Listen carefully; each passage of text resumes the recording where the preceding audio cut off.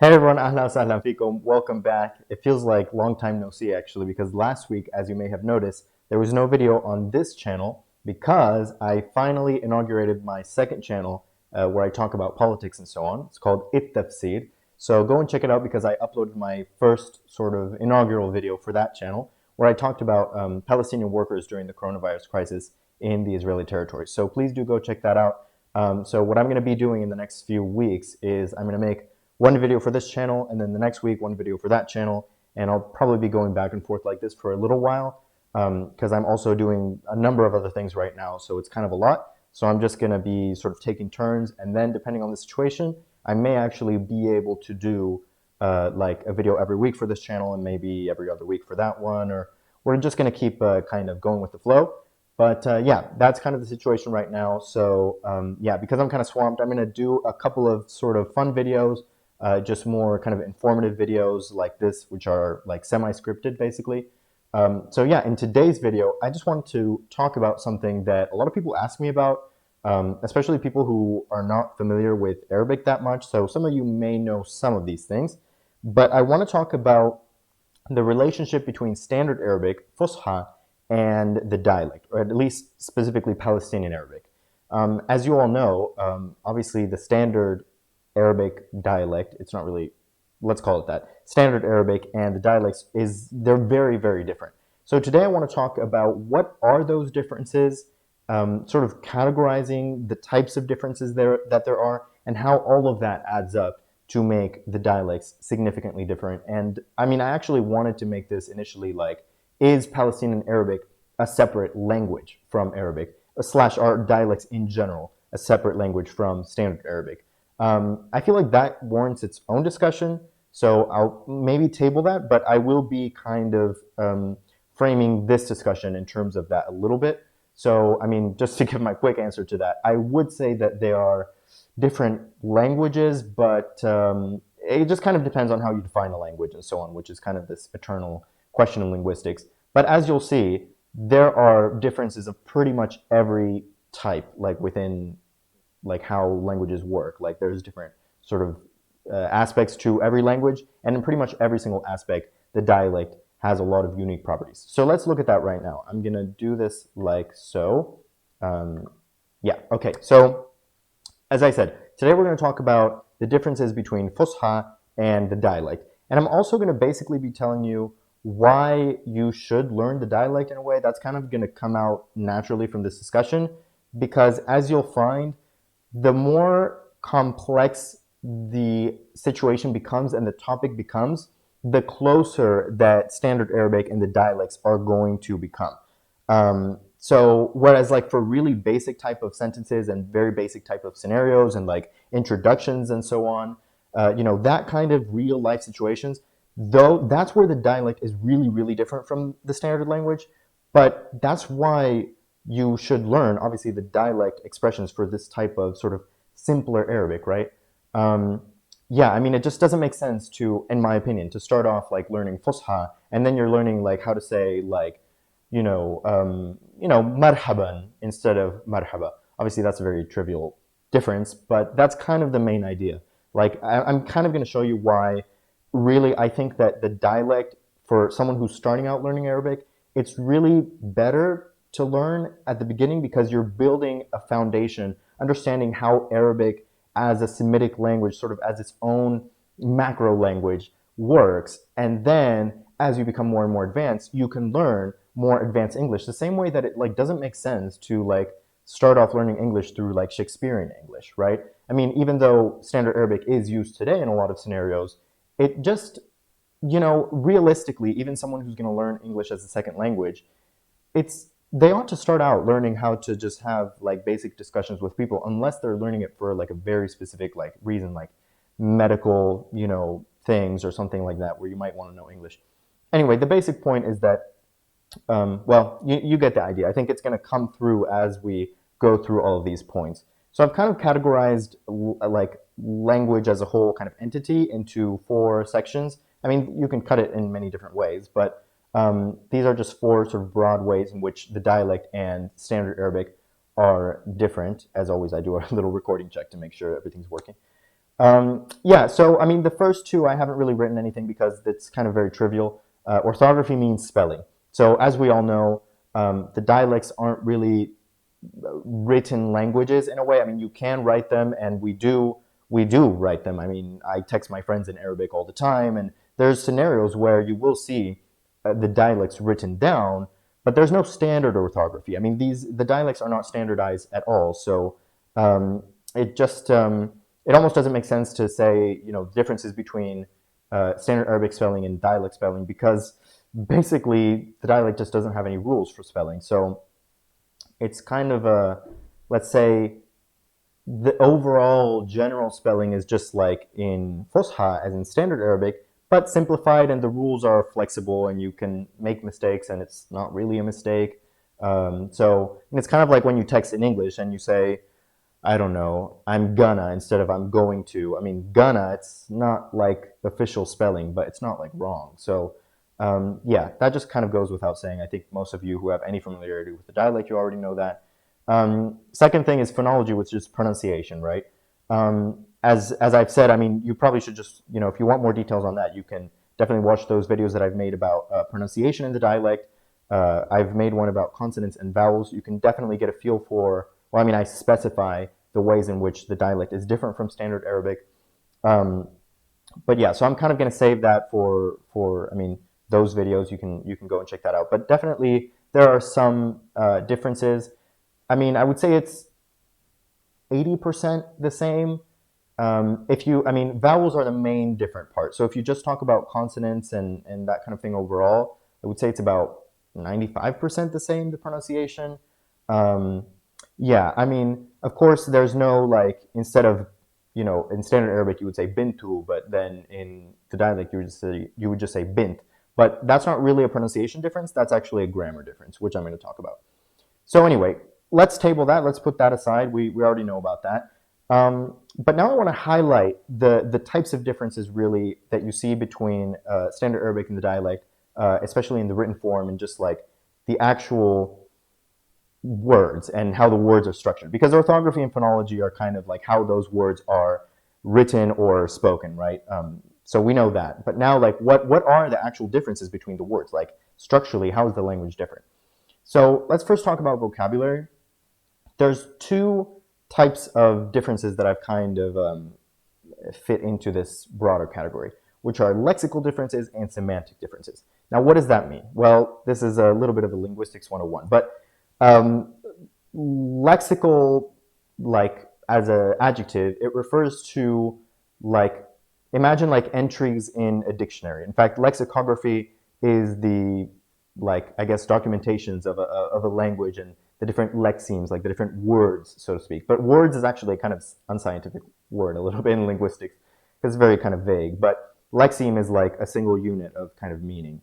Well, maybe that's a morpheme actually. But anyway, that's beside the point. The point is that lexical differences are like differences where, like, in standard Arabic, you would use this word for this concept, and in the dialect, you would use this word for that concept. Um, Let me just give you an example. I mean, by the way, these things kind of overlap a little bit, but here I've written the example of rajul, which is standard Arabic, it means man, and zalame, which is the word that we use in the dialect to say a man, a guy, basically. Um, and I guess something that I should preface this whole discussion with is that even though there are distinct dialect forms and styles and distinct standard forms and styles, there is overlap because these languages coexist. So in formal situations, yeah, I mean, in formal situations, even if you're speaking in the dialect, you can say rajul. I mean, it's not wrong. It's a word that is known by all Arabic speakers. So it's not out of place. But certainly if I'm like sitting at a cafe with my friends and I'm like, this rajul, it's kind of, it feels formal, right? Because it's a standard Arabic word, really. And in the dialect, we would use zalame. So I would call this a lexical difference. I mean, true linguists, I'm just a hobbyist, but true linguists might say, well, but wait, but rajul is available like as a word in the dialect. It does exist. And zalame, so yeah, I'm not denying that. I'm just kind of using this term to talk about like words where there's like two different words, like one for standard and one for the dialect, but for the same concept. Semantic differences in my little sort of categorization of things. So semantics refers to like the meanings of words. So in this case, what I'm talking about is like words that are the same word, but in the dialect and standard Arabic, they have a different meaning. So the first example with rajul and zalame, you have the same general concept, but two different words. But in semantic, these semantic differences that I'm referring to are when you have the same word with different meanings in each, let's say, register or form of Arabic, standard versus the dialect. So I've written down the example of amil. So actually, in standard Arabic, it would be like amila, I guess. And this means to work, actually. Well, actually, it has like a billion different meanings, but probably the main meaning, or the first one that you learn like in class, I guess, if you study standard Arabic, would be to work. So yeah, in fact, you have other words like amel, which means a worker, obviously with this root. But anyway, in the dialect, amel means to do something or to make something. So I don't know, شو عملت اليوم? What did you do today? Whereas in the standard Arabic, obviously I've pronounced it in a kind of dialect way, but the same sentence would basically mean like, what did you work today, I guess. Anyway, so the point is that there are, like, not only are there different words for the same concepts in the two registers, but there's also, sometimes you have the same word, but with different meanings. So yeah, there can be quite a number. I mean, this is just two examples, but there's many, many, many examples. And in fact, later on, well, in the next page, I'm just going to have like side by side Fusha and the standard Arabic, or standard Arabic and the dialect Arabic sentences side by side, so we can actually pull apart all of these differences. So I'm just kind of going through some broad points. So in terms of grammar, we have structural and syntactic differences. So by structural, in this case, I'm talking about things like conjugations, for example. As you may or may not know, standard Arabic, oh my God, if I just list how many different like grammatical persons, so to speak, there's so many. But by this I mean like first person singular is me, second person singular is you. But in standard Arabic, let's count. So you have first person singular, me. Second person singular is, you have masculine and feminine. So enta, enti, right? Then you have third person singular. So huwa, hiya, right? So now we already have five, where in English we just have me, you, well, him and her. So we have four in English, but in Arabic we already have five.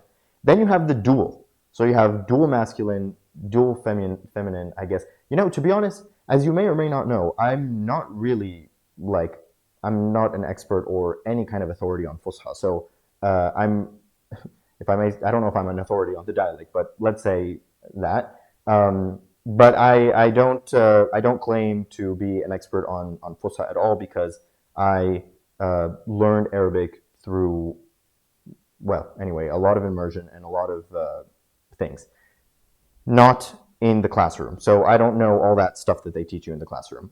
But I have a general idea of it, and what I can tell you is that, yeah, I mean, you have these dual forms in standard Arabic that you don't have in the dialect.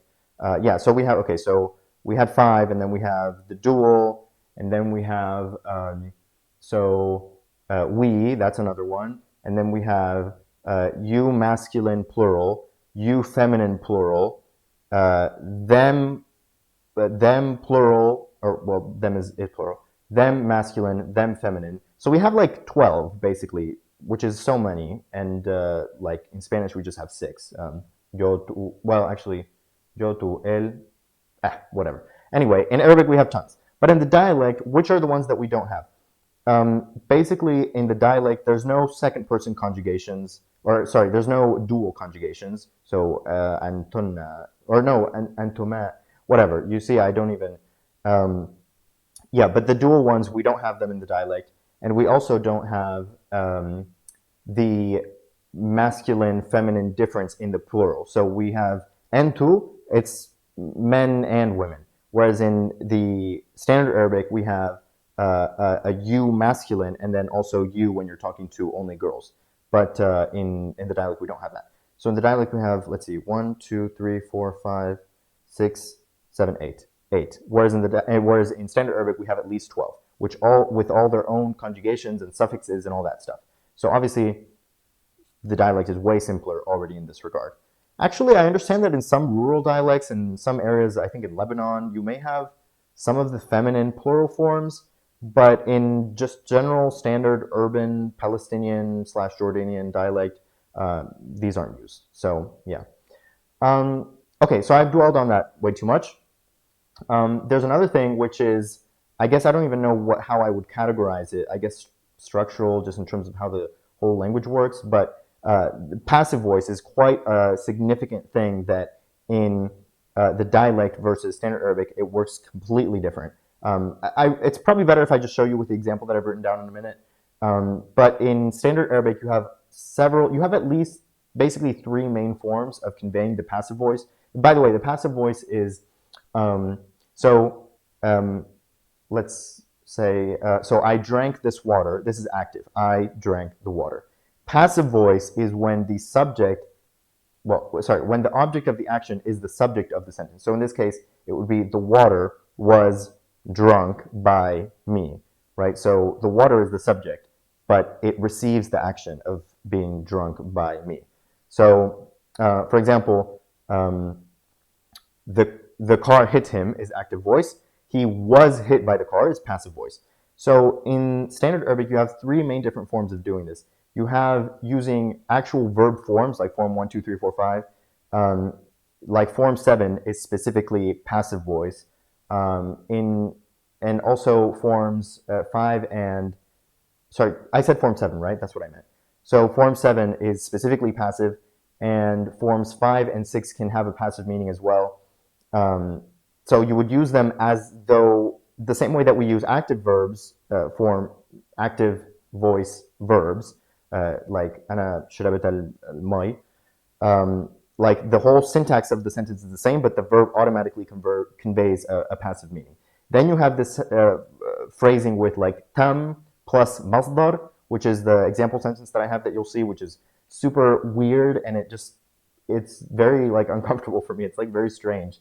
Because again, I'm not used to it at all. I mean, I can read Fusha, but I can not really speak in it, to be honest. Like, it just doesn't feel natural to me. It's very much like a learned kind of language, whereas like the dialect comes kind of naturally to me. Anyway, and the third way of doing the passive voice, oh yeah, even active voice, even active like verbs, you can turn them into passive voice by changing up the voweling. So for example, katab means he wrote, but kutab means he was written, I guess. But see, there's already an katab, which is form 7, and that's already passive. So there's like many different ways of doing it. Anyway, guess what? In the dialect, there's no passive voice at all. There's just no passive voice, period. I mean, you can use some of these passive verbs, like these form 7 verbs. These do work, so I guess you could say that in some ways there is a grammatical passive voice, but not syntactically, but like that's just not how we say those types of sentences in the dialect, which I will show you in 1 second. We basically just rephrase the sentence in the active voice, even if like in English or whatever, it would have been passive. In Arabic, we just turn it into active, in the dialect, of course. And yeah, and sentence order is also a little bit different. Not hugely. Certainly in Fusha, you have a lot more circumlocutions and loquacious language. Lots of complicated kind of prepositions and prepositions and not oh my god, like words like and or and that kind of thing. I don't know. I forgot the word.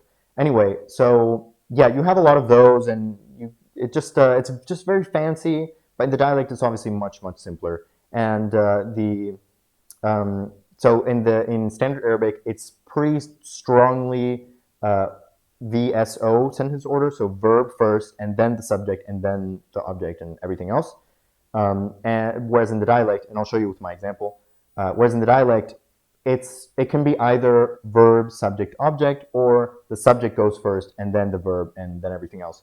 Just like in English. So in English, I say, I drank the water, not drank I the water. In Arabic, you can say, in Arabic, in the dialect, you can say, I drank the water or drank I the water. But honestly, maybe it's just because I speak Indo-European languages that start with the subject. So maybe this is just, I'm used to this, but I'm pretty sure that subject, verb, object, I would say that that is a perfectly natural, if not often more natural, type of sentence order, whereas it's the opposite in Fusha. In Fusha, they prefer to start with a verb much more strongly, whereas in the dialect, I would say that it's preferred to start with the subject. That's also a little bit complicated. Well, not complicated, but it seems even more so the case because of how the dialect does topic marking, which I probably shouldn't kind of just get into that and start talking too much. But basically, like sometimes the first word in the sentence is like it seems like the subject, but actually the verb is referring to, like it's conjugated for someone else, but the first word, which seems like a subject, so it looks like subject, verb, object, but the first word that looks like a subject is actually just the topic. So it's like saying, as for me, for example, it would be like in English saying like, as for me, my mother raised me well. Do you see what I mean? So the verb is raised me, and it's my mother that raised me, but the first word is me, or like the topic is as for me, right? I'm the topic, but actually my mother is the one who did the action. So in the dialects, we do this a lot. So it just naturally seems even more like there's a lot of sentences that start with the subject and then the verb.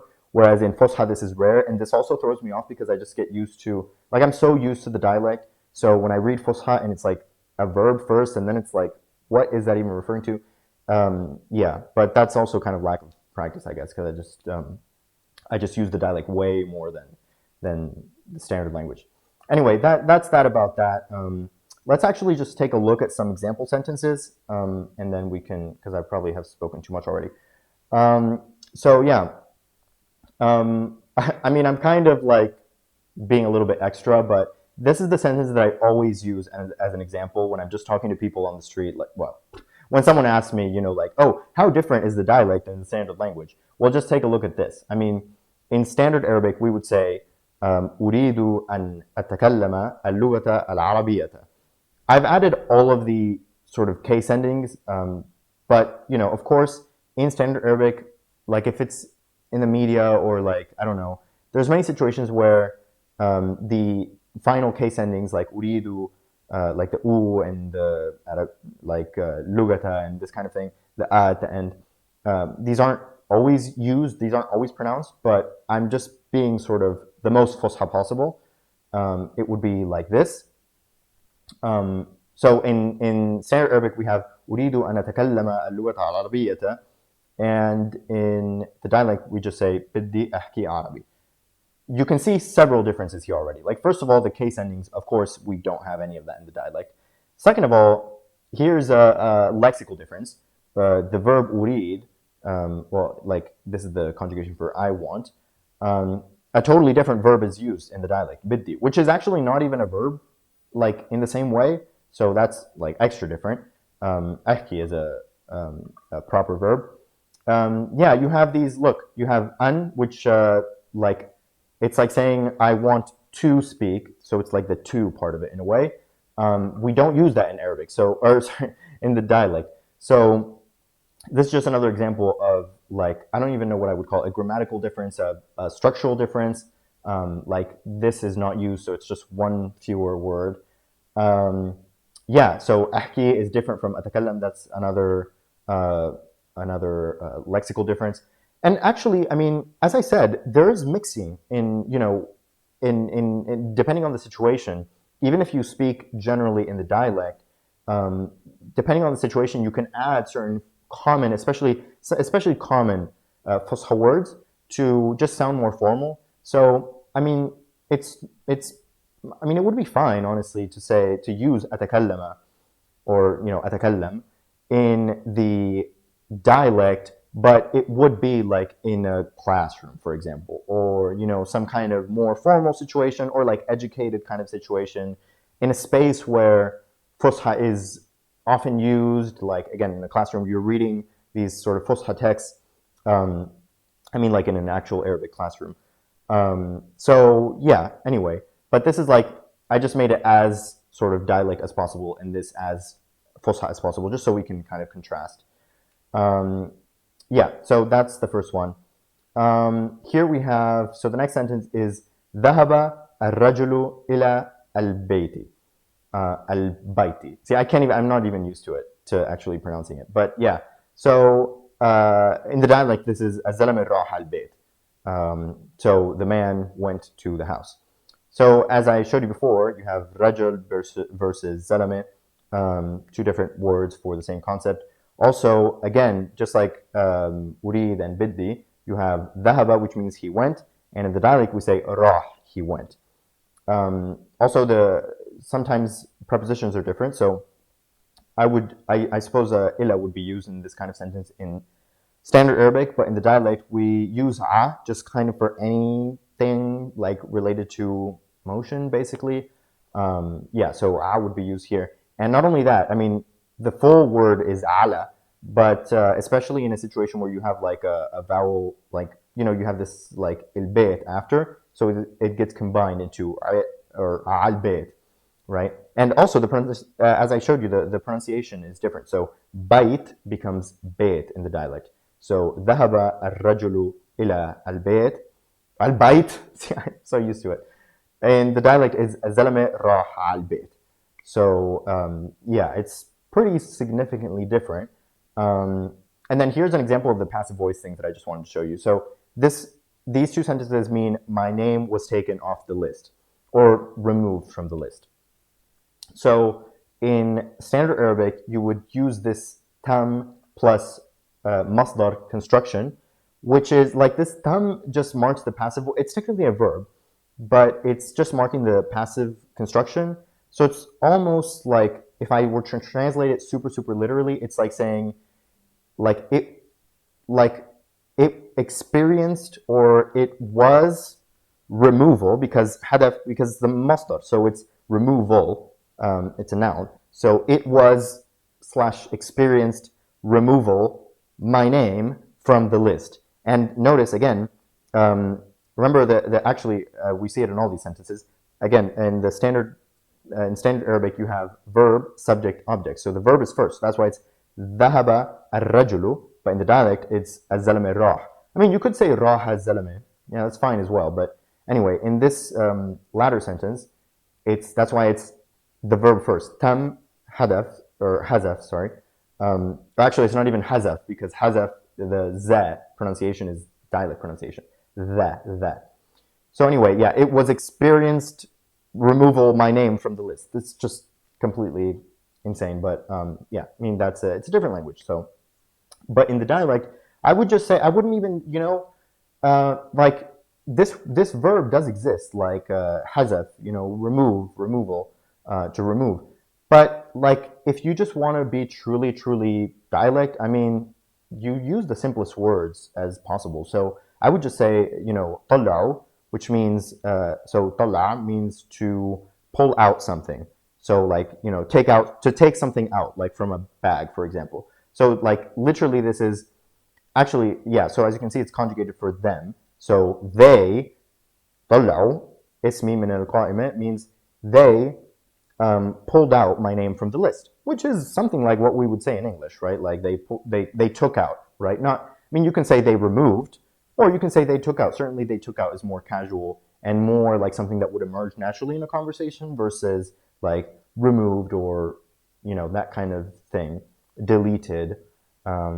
Yeah. So again, it's not that, so with regards to lexical differences, it's not that some of these Fusha words can't be used in the dialect. It's just a matter of your tone, right? And like, are you in a formal situation? Are you trying to say something very specific or official, or are you just talking to your friends and just kind of saying, oh yeah, they took out my name from the list, right?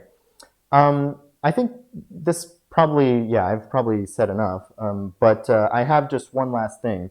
Yeah, because I wanted to illustrate what I said in the beginning, which is that the more complicated the sentences are and the more kind of like complicated the topics are, the less likely that there's actually going to be differences. Like, you know, it kind of makes sense that, I mean, very basic terms like I want or to speak or like man, that there's like different words for this. Like that doesn't surprise me.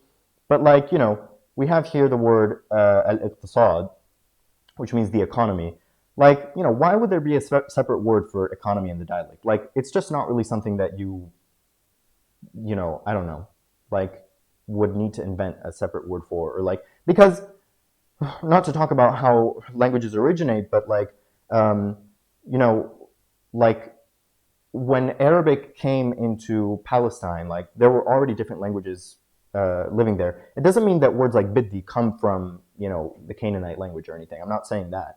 But it could have. And some words, like, they do remain from different forms and different kind of dialects and so on and so forth. But like, again, why would iqtisad like have a separate word for it? So once you start talking about these kinds of topics, it's going to be pretty similar to Fusha, actually, where like the dialect and Fusha are going to be pretty similar. The pronunciation might differ, but otherwise, like, look, so this sentence means, so this means to choke or to suffocate. So the sentence is, and again, you start with the verb. So Israel is choking or suffocating the Palestinian economy and subjecting it, or subjugating it, منذ, since 1967, min khalal, through the military occupation and annexation, ongoing annexation of Palestinian lands. So all of these words are pretty complicated, right? By the way, this is from the article that or report that I discuss in my new video in It-Tafsir. So go check that out if this sounds at all interesting to you. Yeah, and the original report is on Ash-Shabaka, which I work for. So anyway, yeah, these kind of technical words, like why would there be a separate one why would there be a separate one like in the dialect? The only thing, like basically when I rewrote the sentence in the dialect, the only thing that really changed was like sentence or like word order a little bit, because you always just kind of go for the simplest word order, and also like some words like like subjugation and like annexation. Again, I mean, they could be used, but it's not really natural. It's not really, yeah, I mean, you would be using these words if you were maybe giving a speech or like some kind of report or like some kind of more formal / official thing. And then at that point, you would just be using Fusha, not really the dialect. So that's why I kind of tried to imitate, like, again, it's not that the word annexation can't be used in dialect, but I just use like theft because it's kind of what someone would use probably to describe the situation.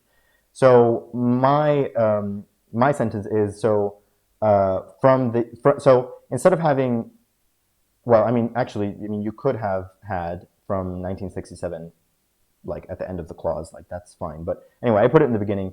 And then notice I wrote Israel بتخنق. So I switched remember, because here it's verb first, then subject, and here it's subject, then verb. And then here I grouped the verbs. So it is suffocating and ظلم, oppressing. So it's suffocating and oppressing. Whereas here you start with suffocating and then oppressing comes. So here it literally means Israel is suffocating the Palestinian economy and subjugating it. But here I'm just saying, since 1967, Israel is suffocating and oppressing the Palestinian economy. I mean, again, do you see, the differences are really not that big. In fact, this expression, this use of am to refer to a year, like that's also in the dialect. So I mean, you could use that, because just something that's used so much and that you hear so much that it's kind of seeped into the dialect. Just like like atakallam, like it's such a common word that, I mean, it wouldn't sound that out of place. Yeah, min khalal, same thing. Ihtilal, askari, same thing. Military occupation. Again, the only thing I've changed here is like theft, right, from annexation. ongoing Palestinian lands. Like, it's almost the same. So, I mean, compare that to the difference between أريد أن أتكلم اللغة العربية versus بدي أحكي عربي. See, that's hugely different, but then once you start using these more kind of extreme, or not extreme, but like formal and complicated topics and words, it's not going to be that different. That's why, just to end this video, as I said in the beginning, if you're just starting Arabic and you're just trying to figure out which you should learn, I really strongly suggest you learn the dialect first and then you move to Fusha. Because, I mean, no matter what language you learn, you're probably going to want to start out by learning simple topics rather than immediately start talking about the annexation of Palestinian lands. So, if you're going to start by learning these types of topics, then why start learning them in Fusha and immediately be faced with all of the complex grammar and conjugations and syntax of Fusha, which is really obtuse and difficult for someone who doesn't speak Arabic, or let alone a Semitic language, because even among Semitic languages, I mean, I just feel like Arabic, just Fusha especially, is just extra circumlocucious and kind of going all over the place. So yeah, I would say make it easy on yourself and study the dialect. And as you've seen, I mean, with me, again, I'm not a native speaker, and I certainly didn't learn Fusha like in school at any point in my life. I just studied a little bit formally, like for a few months, but basically without even really having to study it that much, if at all. I mean, look, I can understand a sentence like this perfectly because I've actually learned all of these complicated terms like iqtisad is not that complicated, but you know, yeah, I mean, I learned to talk about the economy and the occupation and the military and all these things. I learned to talk about that in the dialect. And since those words are the same Fusha words, by the time I have to read this Fusha sentence, I understand it perfectly because I already learned how to talk about all of that in the dialect. And at that point, they're going to start to overlap. So I really think that it's much more of a natural progression to start with the dialect and then build up more vocabulary, more vocabulary, more vocabulary, and then start to learn the different grammar and the different grammar. And then, you know, the same way that if you study English from day one, you know, my name is, you know, if you've never spoken English in your life and you're learning that, it makes sense to learn with that. And then if you really want to become a master, then you can go on and study English literature and Shakespeare and all the different forms and thou. Yeah, I mean, it's like, why learn thou and thee and these kinds of archaic, I would say, forms, you know, as an English speaker. I mean, yeah, Standard Arabic is used a lot, whereas Shakespearean English is not currently used, but still, I think you get the point. I think I'm kind of beating a dead horse at this point. But yeah, I hope this video was just kind of generally useful and interesting. Yeah, I just kind of, I do get this question a lot, so I'm probably just gonna, from now on, just tell people, like, go watch my video. I talked about this, all the differences and so on. Yeah, and I will probably make a video then soon as well where I really explain why I would personally say that the dialects, not just Palestinian Arabic, but Arabic dialects in general, are a different language. It's kind of a controversial thing to say, but even if you look back historically, I'll leave you with this cliffhanger. Even if you look back historically, even at the time that the Quran was written, it is agreed on by many scholars that spoken Arabic and the Arabic that was used to write the Quran were already different even when the Quran was written. So that's actually really interesting, but I will leave that for that video. And yeah, take care. Next week, I will have a video on my other channel, so please do check that out. And I will, well, we'll stay in touch. Bye-bye.